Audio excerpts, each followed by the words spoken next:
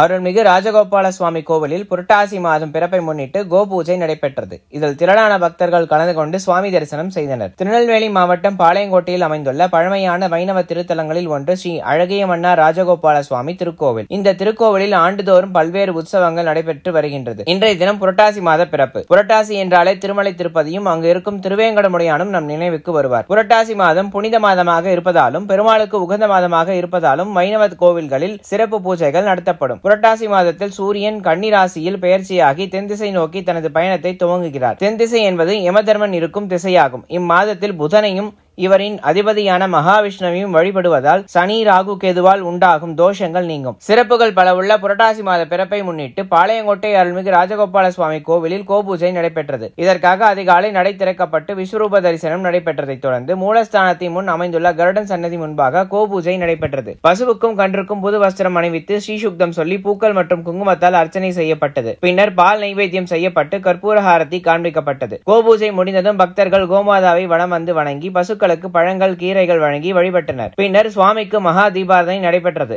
இந்த நிகழ்ச்சியில் ஏராளமான பக்தர்கள் கலந்து கொண்டு சுவாமி தரிசனம் செய்தனர்.